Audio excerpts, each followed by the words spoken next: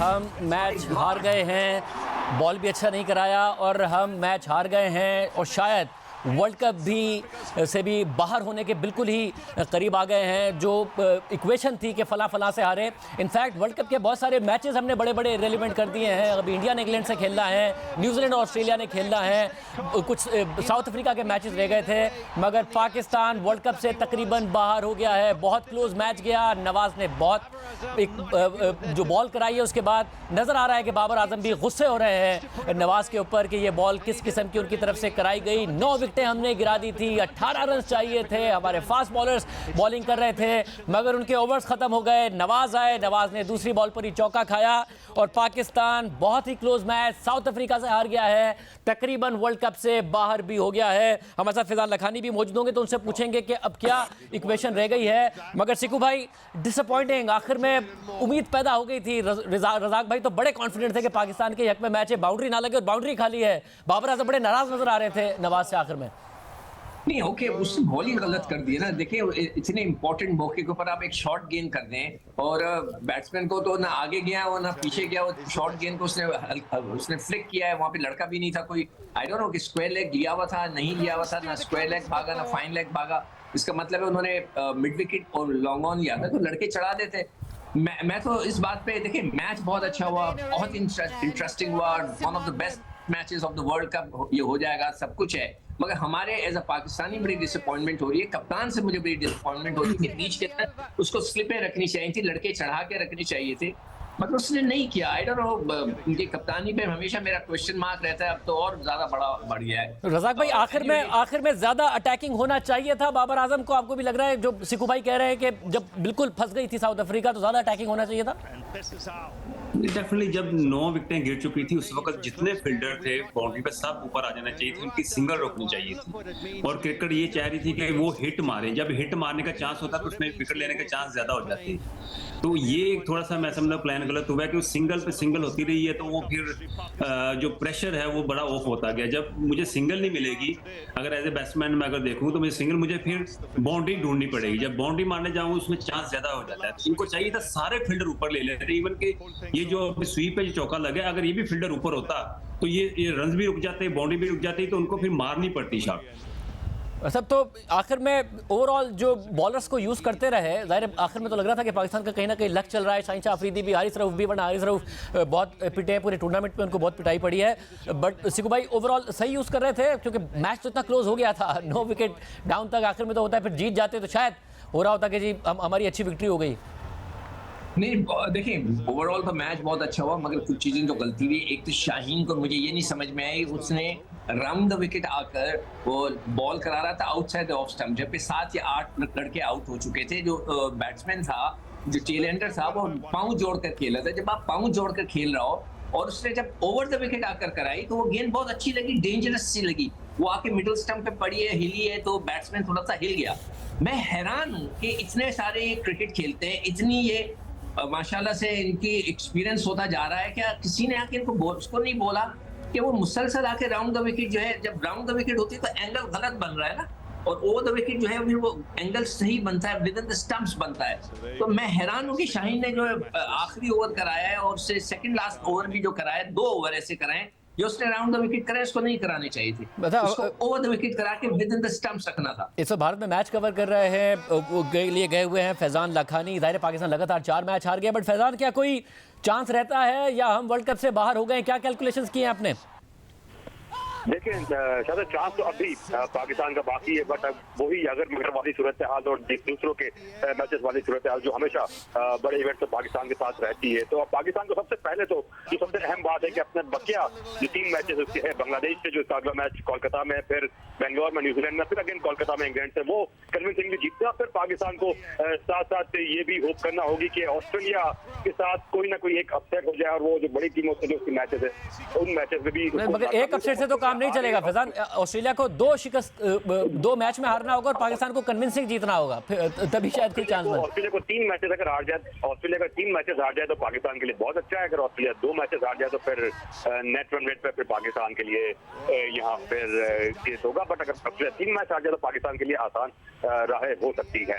मगर अभी तक हमने दूसरों के हारने की दुआएं की हैं कि दूसरे हारे हैं, मगर फिर हम नहीं जीतते हैं, हम हार जाते हैं, फिर हम दुआ करते हैं दूसरे और ज्यादा हारें। तो अब पहले 1 हारना था ऑस्ट्रेलिया ने, अब 2 हारने ऑस्ट्रेलिया ने, तो उस सूरत में भी रन रेट पर होगा। रन रेट उनका बड़ा बेहतर है, हमारा बहुत खराब है, यानी कि रन रेट भी हम इंप्रूव करें, या तो वो बहुत बुरा हारे हैं या हम बहुत अच्छा हारे हैं। सारे जीते और वो कम से कम 2 हारे और बुरी तरह हारे।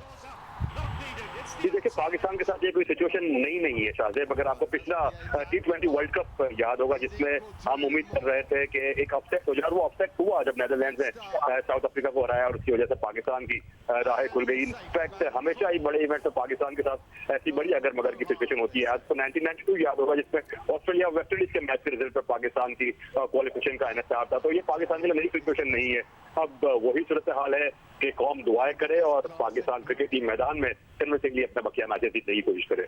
रज़ाक भाई, फैजान तो कह रहे हैं कि कोई नई सिचुएशन है नहीं, हालांकि इस मैच से पहले भी हम ये कह रहे थे कि कोई नई सिचुएशन नहीं है। अगर मगर तो इस मैच से पहले भी था, मगर वो अगर मगर और बड़ा हो गया है, बड़ा अगर और बड़ा मगर आपको लग रहा है ये पॉसिबल रह गया है अब कि ऑस्ट्रेलिया 2 मैचेस कन्विंसिंगली हारे, पाकिस्तान इंग्लैंड को हरा है, न्यूजीलैंड को हरा है, बांग्लादेश को हरा है और कन्विंसिंगली हरा है।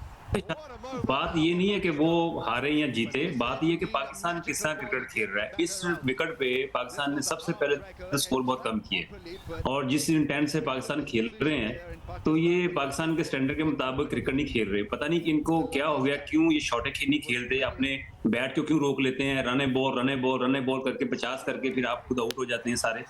तो मुझे समझ नहीं आती, 50 करने के बाद तो बैट्समैन का और दिल बड़ा होता है, बड़ी बड़ी शॉटें मारता है। तो ये बड़ी शॉटें जो है ना वो खेलना बंद कर दी हुई। हम सिर्फ रिलाई कर रहे हैं अब एक सुखार पे और शादाब पे कि ये बड़ी शॉटें मारेंगे तो हम जीतेंगे। तो हर मैच में तो वो स्कोर नहीं कर सकते, या हर मैच में आपको 5 ओवर में 100 करके तो नहीं देंगे। जो प्लेयर है फखर, आपने उसको बाहर बिठाया हुआ है और आप अपने जैसे प्लेयर जो है सारे खिलाई जा रहे हैं कि रने बॉल। तो हम तो देख देख कर तंग आ गए हैं इनकी बैटिंग। जिस तरह ये पहले ओवर से लेकर 40 ओवर तक बैटिंग करते हैं, इतनी स्लो बैटिंग, इतना पैनिक होकर खेलना, हमें तो समझ नहीं आती ये कौन सी क्रिकेट खेल रहे। सिकू भाई, आज भी हम कोई 15-20 रन शॉर्ट हैं और हमने कोई 20 डिलीवरीज पहले हम ऑल आउट हो गए 270 पर, तेज खेला दरमियान में और ऑल आउट हो गए। कोई एक बड़ी इनिंग नहीं थी। बाबर आजम फिर 50 किया, 50 से आगे नहीं बढ़े। इमामुल हक जब लगता है कि सेट हो गए वो आउट हो जाते हैं। उनका वो इम्पैक्ट प्लेयर ही नहीं है। उन्होंने कोई इनिंग ऐसी नहीं खेली जिसकी वजह से आप कहें कि इम्पैक्ट था मैच पर और मैच पाकिस्तान निकालने में कामयाब हुआ। वो 50 भी करते हैं, सेट होकर आउट हो जाते हैं। अगर 18 गेंदों पर 11-12 रन किए, लगे कि बिल्कुल अब फॉर्म में और सेट हो गए, तब वो अचानक आउट हो जाते हैं। ये देखो, आज जो है वो रज़ाक बिल्कुल सही कह रहा है। मैं इसको इंडोर्स करूंगा कि आज फकर का खिलाना था। हम तो कल से पिछले मैच में भी कह रहे थे, जो जिस तर्ज की क्रिकेट खेली जा रही है, जिस तरह की क्रिकेट खेली जा रही है, मैं मानता हूं कि वो फेल हुआ था। मगर जो चांस हम ले सकते थे या हमारा दिल कह रहा था कि अगर वो क्लिक कर गया तो वो रन्स कर सकता है। उसका स्टाइल ऑफ क्रिकेट वही है जो कि ये साउथ अफ्रीकन खेल रहे हैं, ये ऑस्ट्रेलियंस ने खेली। तो आज उसको ना खिलाना मुझे नहीं समझ में आया। इमाम को क्यों खिलाया, नहीं खिलाते कोई फर्क नहीं पड़ता कि आप उसको anyway, अब मैं क्या कह सकता हूँ कि वो देखिए, मैं कॉन्फ्लिक्ट ऑफ इंटरेस्ट की हमेशा बात करता हूँ। हमारे क्रिकेट बोर्ड को मैं पहले कई दफ़ा एडवाइस कर चुका हूँ कि ये कॉन्फ्लिक्ट ऑफ इंटरेस्ट बड़े खतरनाक होता है। कोई ऐसा लड़का टेस्ट क्रिकेटर जिसका भतीजा, भांजा, बेटा, दामाद खेल रहा हो, वो नहीं होना चाहिए पाकिस्तान क्रिकेट बोर्ड में। मैं दरख्वास्त करता हूँ हुकूमत पाकिस्तान से, मैं पता नहीं किससे दरख्वास्त करूँ, मैं ये 1.5 साल से कह रहा हूँ, बल्कि मैं आज से 15 साल से देख रहा हूँ कि जब भी कोई ऐसा बंदा क्रिकेट बोर्ड में आ जाता है जिसका कॉन्फ्लिक्ट ऑफ इंटरेस्ट होता है बिकॉज ऑफ दिस रिलेशंस, वो आकर हमेशा अपने बंदे को प्रमोट करता है।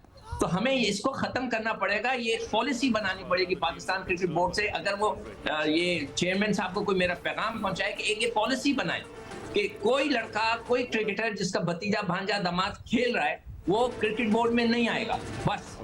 और जब तक आप ये नहीं करेंगे तो आप जो है कामयाब नहीं हो सकते। आप, हम लोग की जो नीयत है ना वो खराब है। रज़ाक भाई, ये जो मसला नजर आया आज, बाबर की ड्यू थी इनिंग्स कि 50 को वो कन्वर्ट करते 100 में, आज उन्होंने नहीं की। इमामुल हक सेट होते हैं, आउट हो जाते हैं। मगर दूसरा जो मसला है वो ये कि साउथ अफ्रीका की पूरी इनिंग्स में उन्होंने अपना रन रेट गिरने नहीं दिया, उनकी विकेट जा भी रही थी। छक्के ऐसा लगता है दूसरी टीमें मार रही हो कि ग्राउंड बहुत छोटा है, हम मारे तो लगता है बहुत बड़ा है, सिवाय इफ्तिखार की इसे छक्के नहीं लग रहे होते हैं। हमारा मसला है मॉडर्न 50 ओवर क्रिकेट के लिए अब टीम रही नहीं है हमारी। डेफिनेटली देखिए, पाकिस्तान की आज लक काफी फेवर दे रही थी। जिस तरह डिकॉक की विकेट मिली है, उनके साथ बैड लक हुई। अगर वो खड़े रहते 5 ओवर और खड़े रहते तो मैच बिल्कुल ही वन साइड हो जाना था। और पाकिस्तान को भी देखिए, मुझे समझ नहीं आती कि खुल के क्रिकेट क्यों नहीं खेलते। इनके पास पूरी शॉट्स हैं, खेल भी लेते हैं, छक्के भी मार लेते हैं, चौके भी मार लेते हैं। तो फिर भी अगर आप की कोई प्लानिंग है, या प्लानिंग तो नहीं, मैं तो समझ गया पैनिक हुए हुए हैं बेसिकली। कि ये पैनिक होता है, डर जब आ जाए ना कि मैं शॉट मारूंगा तो आउट हो जाऊंगा जल्दी। जैसे इफ्तिखार के साथ हुआ है कि वो जब उसने 2 छक्के मारे हैं तो हमें लग रहा था कि वो आउट हो जाएगा। रिजवान के साथ भी ऐसे था, वो आते ही दूसरी बॉल पे चलानी शुरू कर देते हैं। हालांकि नंबर 2 का जो बैट्समैन होता है वो एक बैकबोन होती है टीम की, उसको थोड़ा सा सेट होके फिर टीम को लेकर चलना होता है। तो ये शॉटे खेलना और पैनिक होके खेलना, ये दोनों चीजें पाकिस्तान की ना बिल्कुल पैनिक नजर आ रही है। जब शॉटे खेलती है तब भी लगता है कि ये आउट हो जाएंगे, अगर रोकते हैं तो फिर तो हमें 100% ये लगता है रन तो होने ही नहीं है, तो ये किसी वक्त भी आउट हो सकते हैं। और सिकू भाई, ये हुआ आज एक पहलू ये था कि अगर स्लो खेलते शायद तब भी 270 ही बनाते, ऑल आउट ना होते। मगर दूसरा ये है कि जब आपने तेज खेला था तो पूरे ओवर्स ही खेल लेते, 15-20 रन और बोर्ड पर होते। 300 से ऊपर लग रहा था एक वक्त में कि शायद हम 350 की तरफ जा रहे हैं, मगर फिर अचानक हम सारे के सारे आउट हो गए और ऑल आउट हो गई टीम। यार देखो, इसमें मैं अपने उन बड़े प्लेयरों को ब्लेम करूंगा कि जो कि नंबर 1 है इन द वर्ल्ड। वो कहते हैं कि जी हम नंबर 1 है। आप रिजवान को देख लें, आप बाबर को देख लें। यार आप जब रन्स कर देते हैं, रिजवान देखें, बाबर ने किए 50, रिजवान ने किए 31। यार 50 और 31 के बाद कोई आउट होता है? यार ये तो जुल्म है आपकी बैटिंग के साथ। आपने जब इतने रन्स कर दिए, हमारे दौर में जावेद मियांदाद और ज़हीर अब्बास और यासिर इकबाल वारा कहते थे पहले 20 रन मुश्किल है, 20 हो जाए उसके बाद कोई आउट करे। मतलब वो भी आउट होते थे। मगर यार रिस्पॉन्सिबिलिटी तो लो, आप सीनियर खिलाड़ी हो, आप नंबर 1 इन द वर्ल्ड हो, 50 कर लिया फिर आउट हो गए। और कितने स्टूपिड तरीके से आउट हुए ये देखें। बिल्कुल मतलब है कि, और सिकू भाई ये नजर आया है कि हमारा कन्वर्जन रेशो बड़ा बुरा है। जैसे अगर 50 रन बनाए साउथ अफ्रीका में एक ही खिलाड़ी ने, और उस खिलाड़ी ने मैकरम ने 91 बनाए, फिर वो आखिर तक मैच में खड़ा रहा, फिर आउट होके गया है। हमारा खिलाड़ी 50 के बाद 60 तक पहुंच के बहुत सारी दफ़ा हुआ। इमामुल हक हो, दूसरे प्लेयर्स हों, खुद बाबर आजम हो 70s में 60s में आउट हो जाते हैं। आज भी जैसा आप कह रहे हैं कि आज आउट होना बनता नहीं था बाबर का। देखिए शाहज़ेब, मैं कह रहा हूँ कि 100 ना करें, 80-90 तो करें। मार्करम करके चला गया ना, 91 रन करके गया, वो मैच जिता गया। आप जो है नंबर 1 इन द वर्ल्ड, मुझे 60 लाख रुपया चाहिए, मुझे सेंट्रल कॉन्ट्रैक्ट साइन करूंगा नहीं, मैं खेलूंगा नहीं, तड़ियां लगाते हैं। भाई आप करके भी दिखाओ।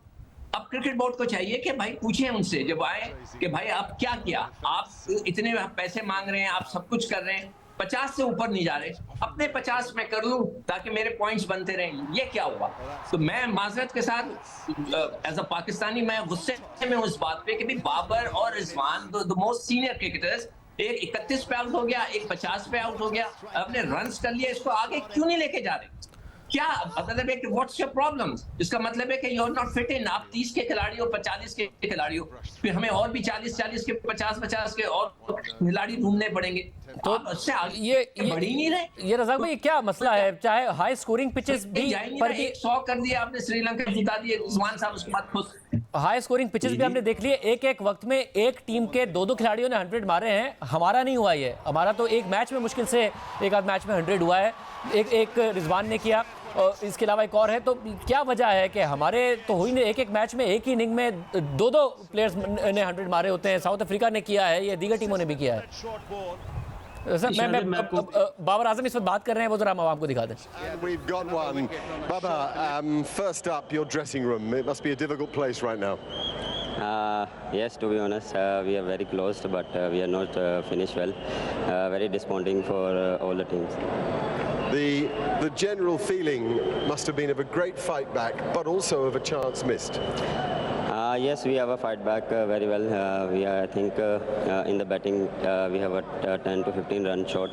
We are not finished well. We have started well, but I think the way we are bowling, fast bowlers and spinners, they fight very well. But unfortunately, result not our end. I have to ask you this. Do you feel you got on the wrong end of DRS tonight? To be honest, this is part of the game. This is, I think, if they give out, then they for favor for us. But in DRS, this is umpires calls.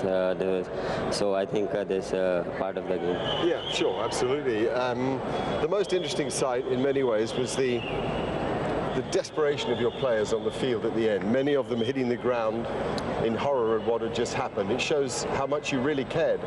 Yes, because we have a very close, we have fight very well.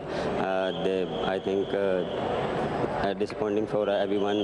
We have an opportunity to win this match and then stay in the tournament, but I think we are missing. Yeah, it's looking difficult for you. Having said that, were you to win all three and others to make mistakes, it's not completely out of the question. You've got to lift the guys up now and move on, because there's still 3 games to play in the name of Pakistan. Yes, we will try our best in the next 3 matches. We have to put effort on every match and play for Pakistan. So let's see where we are stand after the 3 matches. Okay, thank you very much for your time. Razzaq भाई, एक तो DRS का ज़ाहिर है, अगर वो favour में दिया होता अंपायर ने तो अंपायर्स कॉल थी और हम जीते हुए होते मैच, मगर उसके अलावा क्या कहिएगा बाबर के तासुरात पर?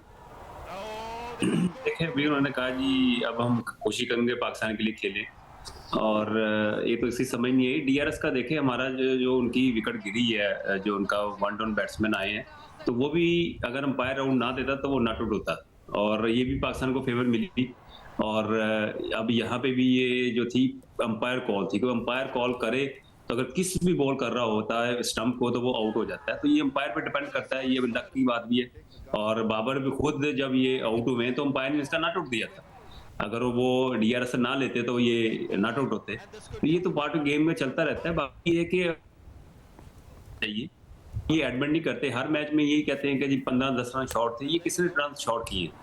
ये किसने थे ना? तो आपको तो चाहिए था ना कि जी आप हर मैच में ये किया हुआ है। अब आपको इतनी अवेयरनेस होगी, इतना डेटा आपके पास है, तो आपको ये नहीं पता कि किस तरह खेलना है। आप इफ्तिखार को ऊपर भेज देते हैं, बात 13वें-14वें ओवर में अंदर था वो, उसको तो ये नहीं समझ आ रही थी, कोई सिचुएशन उसके अगेंस्ट थी, क्योंकि वो कभी इस नंबर पे खेला नहीं है। अब वो यही था, मैं रोकूं या मारूं, रोकूं या मारूं। अब वो सिंगल के में जाए नींस बिल्ड करने की कोशिश उसने की नहीं है, क्योंकि वो ये तो नहीं था वहां पे 5-6 छक्के मारता तो फिर जाके पाकिस्तान में मोमेंटम बनता, पर मोमेंटम दोनों एंडों से बनता है।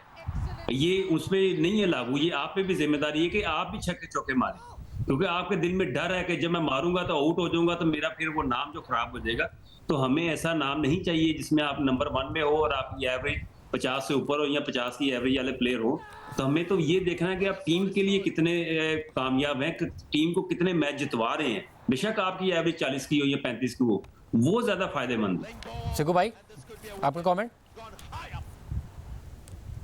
यार मैं तो कहूंगा, देखिए बाबर को एक्सेप्ट करना चाहिए था कि वो कह रहे हैं कि हम 15 रन 20 रन शॉर्ट थे, तो कहता ना कि मैंने 50 के मुझे आगे जाके खेलना था, इट्स माय फॉल्ट। कहना चाहिए ना उसको, नहीं कि हमने 20 रन शॉर्ट किए। आप दिल बड़ा करें, you are number 1 player in the world, आप कहें, ताकि पब्लिक को तो थोड़ा सा दिल को सुकून हो के चले आप एक बंदा गलती करके एहसास हो रहा है। आप ये देखिए ना, बाबर ने 50 के आउट हो गए, रिजवान ने 31 के आउट हो गए, इफ्तिखार ने 21 के आउट हो गए, शादाब ने 43 के आउट हो गए, साउद ने 52 किया आउट हो गया, नवाज ने 24 के आउट हो गया। इतने सारे लड़के, 5 या 6 लड़कों ने 30 रन क्रॉस किए। किसी ने बल्ले को कैरी नहीं किया कि 70-80 तक लेके जाए। जब आपका सीनियर खिलाड़ी नहीं कर रहा तो फिर नीचे वाले भी नहीं करेंगे।